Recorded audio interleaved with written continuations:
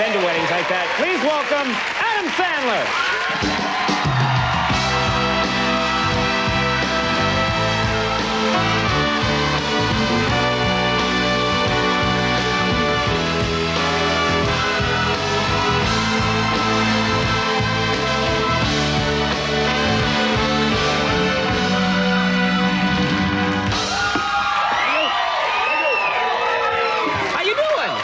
Buddy. Yeah?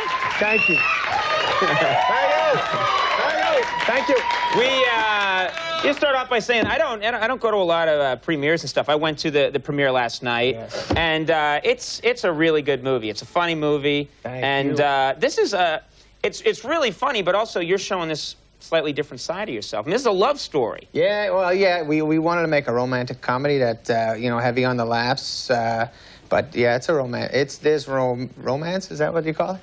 And, maybe you're not a romantic guy at all. In real life, even the word scares me. Yeah. Romance. Yeah. But no, it was nice to do a movie that is pro-marriage, pro-love, and I know that a lot of guys get nervous talking about being in love and loving somebody, and that usually everybody I know wants to be in love. Some people, you know, some guys. They don't want to admit that they'd like to be in love, but that's usually because they've got hurt before in their life. You know, This is a line you've used on people in a bar. No, what I'm saying is... No, that is so true. You got him. Listen, I saw Andy moving in. Me in, buddy. No more Mindy Cohen. Now it's Adam. Listen, I'm getting to something that... Oh, sorry. We'll shut up. In other words, shut up. All right. Oh, no. We'll pipe down. No, you're saying, guys don't admit they want to. I know what I'm saying. So what happens is... So what I was going to say is, you know, you got guys who say they don't want to be in love, but usually those are guys who have been hurt before, and you can tell there's little signs that give it away that they've been hurt before. They'll say things like, I don't ever want to fall in love again. I don't need a woman. All I need is a cold beer and a tissue. You gotta just listen carefully. You know, there's something else about this movie. Great movie, and there are no sex scenes in the movie, which is refreshing. Because I hate sex. No, I'm just saying it's different. You know, mostly in a young movie like that, they try and sleaze it up. You know? No, yeah, well, the main reason for not having a sex scene is I'm not good at that. I'm not good at sex. I'm terrible at it. I've done it before. I've done it a bunch of times. I'm not good at it. I'm not getting any better at it. I started when I was pretty young, and I was always like, yeah, you'll get better. And I got older, and it's still not good. I know there are guys out there who are good at it, and you should be happy that you're good at it. And I've seen the pornos, and I've seen these guys doing good stuff, doing nice stuff, doing the splits and double dappies, and I can't do it. I'm not good at it. My big sexual move, the only thing on occasion I change speeds. That's about it. You know? I'll go. I'm the back and forth. Back and forth. That's my big move. Wow. I've heard about that. Yeah, I'll you know, big in Europe. Yeah. Back and forth, you know, change speeds to you know, change it up a little bit. You know, like I'll go slow, fast, slow, that kind of thing. And if they like that, I'll give the double fast with a slow twist. Better than I thought. Yeah. You're way ahead of me, buddy. Now, you know, something that was real. I like this side of you. I'm watching the movie last night, and there are kids in the movie. Yeah. And there are scenes where you're babysitting kids and where you're around kids and stuff. Right. And you're very charismatic around kids. Are you good with kids in real life? I love kids. I'm just not much of a authority figure, you know. So I do have I have nephews and nieces that I hang out with on occasion. I go home to New Hampshire and I take them out for ice cream. That's my big move, just ice cream. That's always either miniature golf or ice cream. That's the only two I got. Which one today? Miniature golf or ice cream?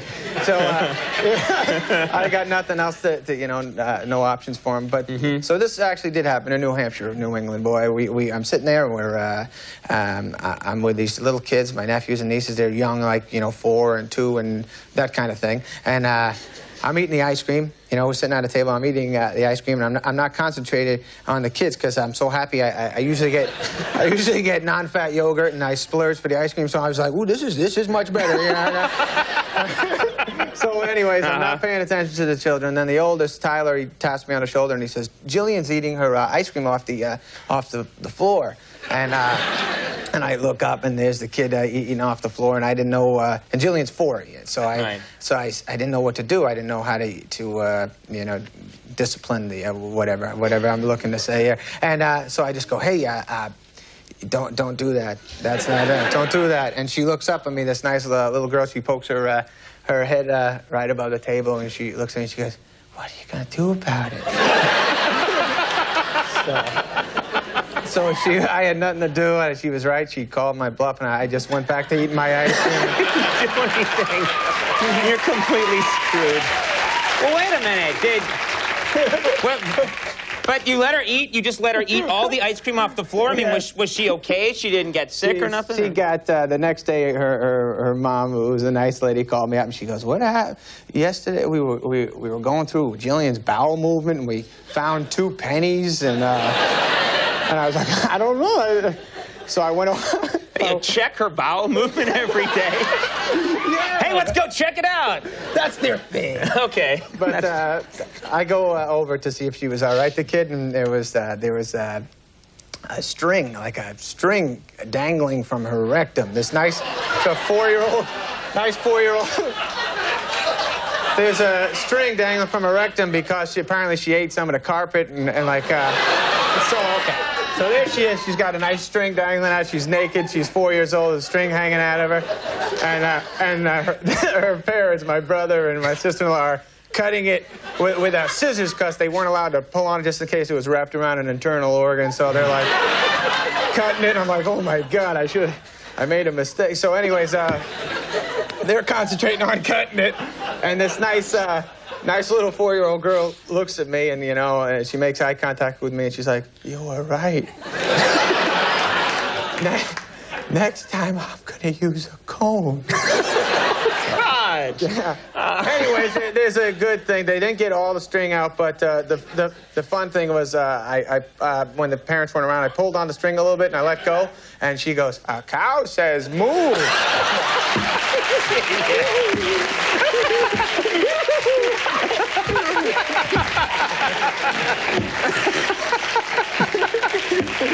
Oh, man, all right. You boob. All right, we're going to take a break. When we come back, you're going to sing a little something for us. Little all right, Valentine. little song.